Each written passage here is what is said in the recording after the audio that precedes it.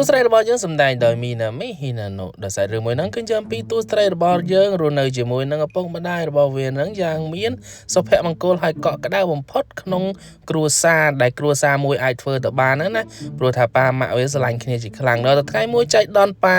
របស់ទូស្រីយើងក៏បានលាចាកលោកធ្វើឲ្យទូម៉ែហ្នឹងគឺថាខូចចិត្តជាខ្លាំងតែម្ដងរហូតដល់មានការទៅលងខ្លួនចូលអាលទ្ធិធ្វើឲ្យមនុស្សស្លាប់រស់ឡើងវិញអីណាទូស្រីរបស់យើងក៏ពិបាកចិត្តនឹងចំណុចនេះដែរតែមិនហ៊ានហាមឃាត់តួម៉ែហ្នឹងគឺថាចូលអាលទ្ធិហ្នឹងគឺវែងវាន់រហូតដល់ថ្នាក់ហ៊ានធ្វើគ្រប់យ៉ាងដើម្បីឲ្យមានអ្នកចូលក្នុងលទ្ធិហ្នឹងដូចជាការទៅអំពាវនាវឲ្យមាន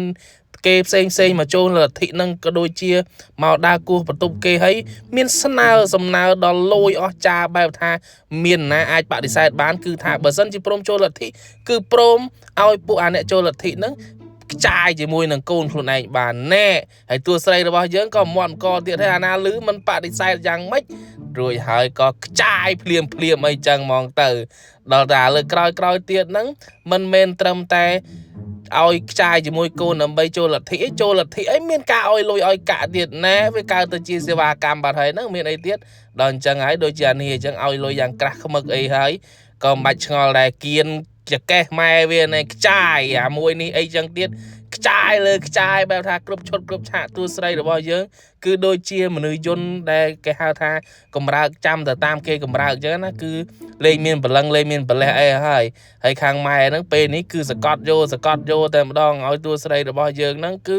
ធ្វើគ្រប់យ៉ាងដើម្បីបំពេញតួនាទីជាកូនណែហើយខ្លួនឯងទិញសិតពេជ្រពាក់ដែលកូនហ្នឹងកើតទៅជាមនុស្សរុក្ខជាតិបាត់ហើយ